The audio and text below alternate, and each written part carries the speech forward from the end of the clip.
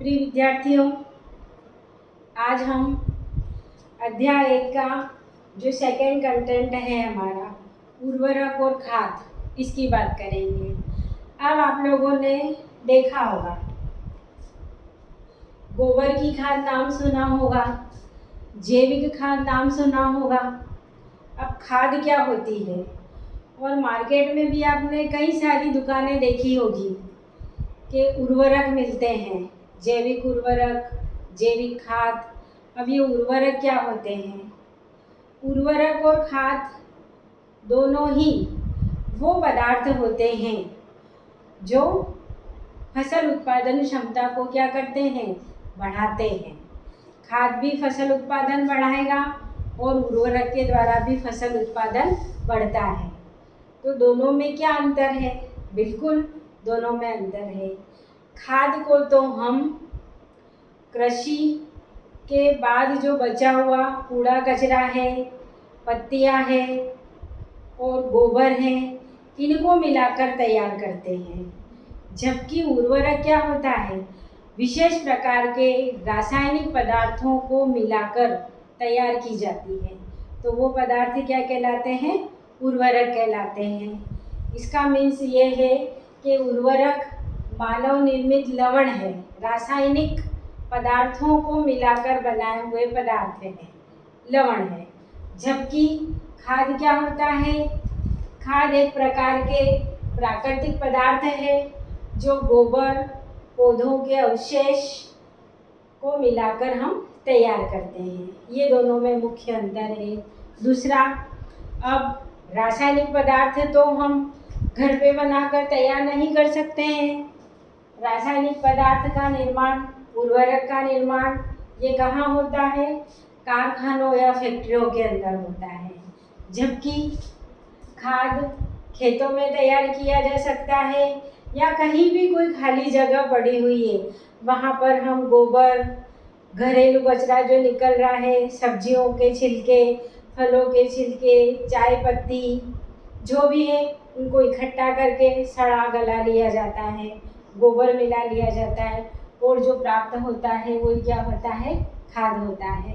फिर देखिए आप, उर्वरक अपेक्षाकृत महंगे होते हैं क्योंकि इनको हम क्या करते हैं? खरीद कर लाते हैं, इसलिए ये महंगा है। जबकि खाद क्या होती है? सस्ती होती है। फर्स्ट तो हमें इसे खरीदना ही नहीं पड़ता है, हम खुद इसे बना सकते हैं अपने घरेलू स्तर पे। फिर उर्वरक के उपयोग से मिट्टी के अंदर पोषक तत्व हम कृत्रिम रूप से मिला रहे हैं, ऊपर से मिला रहे हैं उर्वरक के द्वारा। अतः यहाँ पर मिट्टी के अंदर नाइट्रोजन, फास्फोरस और पोटेशियम की प्रचुरता हो जाती है, मात्रा अधिक हो जाती है। जबकि खाद से भी पोषक तत्व तो मिलते हैं, लेकिन उर्वरक की तुलना में थोड़े से कम मिलते हैं। इस तरीके से ये है उर्वरक और खाद में अंतर। इसके अलावा भी कुछ अंतर और होते हैं, जैसे उर्वरक का भंडारण और परिवहन बहुत आसान है। हम मार्केट से उर्वरक खरीद के ले आए, पन्नियों में, कट्टों में भर कर रख दिया, हमारे घर में पड़ा है। क्या हम ये गोबर के कचरे से बनी हुई खाद को अपने घर में रख सकते हैं? नहीं रख सकते। हम उसको आसानी से एक स्थान से दूसरे स्थान पर ला ले जा नहीं सकते हैं। मतलब उर्वरक का भंडारण और परिवहन आसान है, जबकि खाद का भंडारण और परिवहन सुविधाजनक नहीं है। इस तरीके से ये है उर्वरक और खाद में अंतर। लेकिन बच्चों, यहाँ आप देखिए कि जो उर्वरक है ये रासायनिक पदार्थों से तैयार किए जाते हैं। अब मिट्टी के अंदर से फसल और सब्जियों के अंदर, फलों के अंदर ये उर्वरक पहुँचते हैं और उसके द्वारा हमारे शरीर में, जंतुओं के शरीर में, जो भी इनका उपयोग करते हैं उनके शरीर में पहुँचते हैं, और उनके द्वारा हमारे अंदर विभिन्न प्रकार की बीमारियां भी उत्पन्न हो सकती है।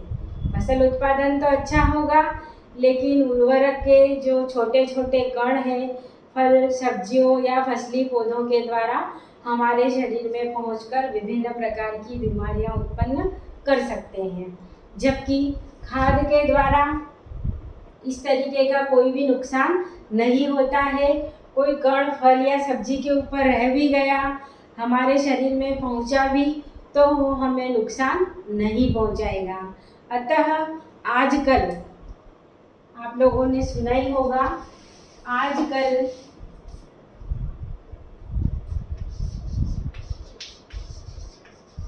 जैविक खेती और जैविक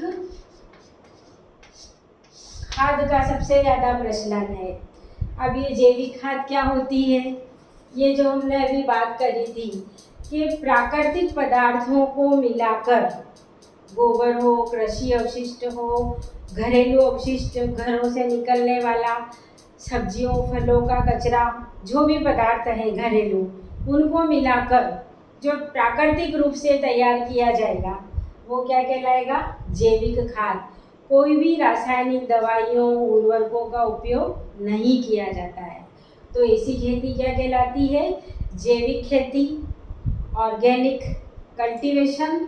और आजकल जैविक खाद और जैविक खेती बहुत अधिक प्रचलन में है। अब जैविक खाद का क्या क्या फ़ायदा होता है? जैविक खाद का सबसे ज़्यादा फायदा तो ये होता है कि मिट्टी की उर्वरा क्षमता क्या होती है?